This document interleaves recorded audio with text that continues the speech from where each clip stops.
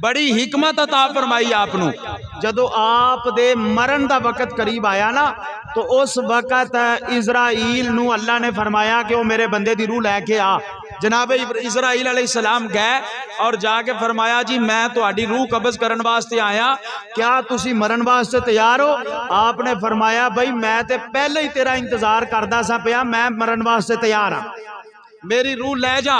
उन्हें कहा जी एक सवाल करना चाहना। आपने फरमाया केड़ा सवाल? उन्हें कहा जी तुहाडी सारी जिंदगी गुजर गई है, तुसां अपनी सारी उम्र दे विच अपने घर वाली जगह नहीं बनाई, तुहाडा जाती मकान कोई नहीं, तुसां अपनी घर दी थां क्यों नहीं बनाई? तो हजरत लुकमान हकीम ने बड़ा प्यारा जवाब दिता। आपने फरमाया यार जिदे मगर तेरे वर्गा फरिश्ता लगा होवे, वो अपने घर वाली थां बनाए या अपनी कबर बेहतर करे।